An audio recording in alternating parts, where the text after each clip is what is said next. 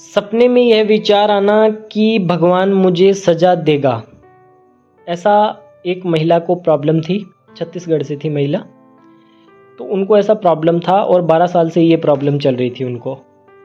ठीक है, तो होता क्या है कि उनको सिर्फ और सिर्फ यही चीज़ होती थी कि भगवान मेरे सपने में आता है और वहाँ मुझे बोलता है कि तेरे को ये पाप हो गया और तेरे को ये सज़ा मिलेगी।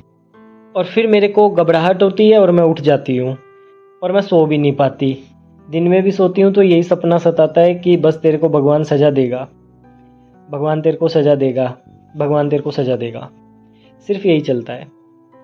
तो मैंने उनसे एक ही सवाल पूछा कि दिन में आप क्या सोचते हो?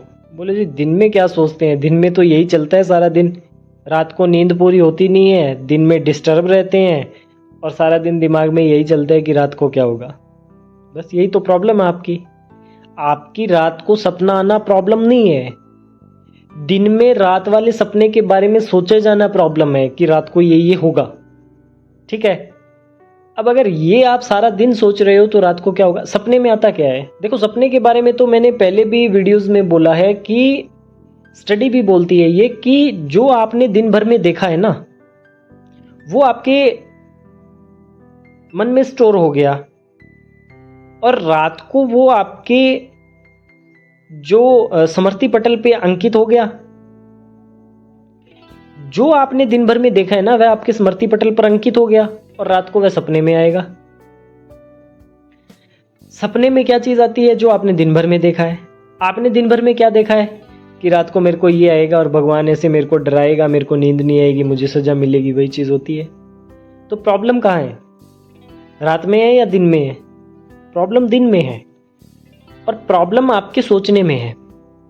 सोच आप कभी भी लो। आप रात को 9 बजे सोए, 11 बजे जग गए, 11 बजे उठकर सोचने लगो। प्रॉब्लम सोचने में है। ठीक है ना? सोचा क्या जा रहा है आपको? जब आप नींद में नहीं हो तब आप क्या सोच रहे हो?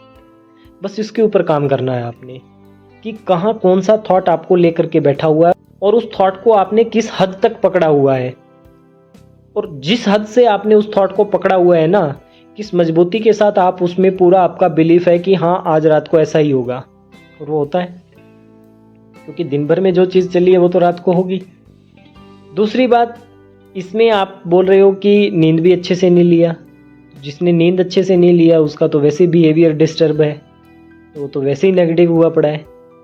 तो ये चीज़ पे काम करना होता है। फिर हमने उनको इसके ऊपर काम करवाया। सबसे पहले तो उनको डीप रिलैक्स होना सिखाया और अच्छी नींद दिलवाई 5 से 7 दिन। ठीक है, अब अच्छी नींद आई तब जाकर के वो पैटर्न टूटना चालू हुआ उनका। ठीक है, और मात्र 15 दिन में उन्होंने अपनी ओसीडी को खत्म कर दिया। 15 दिन में। कोई ज़्यादा लंबा चौड़ा सिलेबस नहीं था, बस एक ही चीज़ को पकड़ के रखा हुआ था, वो छूट गया उनसे। 5-6 दिन अच्छे से नींद लिया, उसके बाद में थॉट खत्म। और हमने बोला भी उनको कि आप ट्राई करके देखिए आता है क्या थॉट। तो किसी तरीके की कोई प्रॉब्लम अब उनको नहीं हो रही है। ऐसे हमारे पास बहुत सारी केस हिस्ट्री है कि किसने कितने दिन में ठीक किया, क्या उसकी प्रॉब्लम थी। परंतु मैं आपको एक ही चीज़ बताना चाहता हूँ, ये जो बात हम बताते हैं ये कोई प्रमोशन के लिए नहीं बताते कि बस हम प्रमोट कर रहे हैं अपने आप को या ये चीज़ हो रही है, ये ऐसा नहीं है।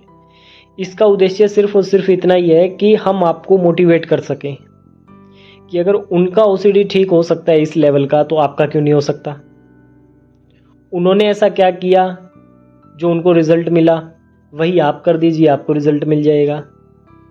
ठीक है, क्योंकि मेरा हमेशा एक ही चीज़ मानना है, इतना मेरा एक्सपीरियंस रहा इस फील्ड में।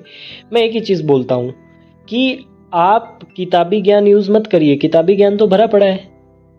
आप प्रैक्टिकल चीज़ें करिए।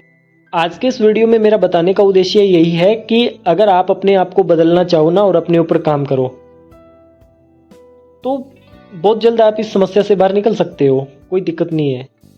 ठीक है, प्रण लीजिए, बाहर निकलिए। जीवन बहुत खूबसूरत है, आओ इसे जिए।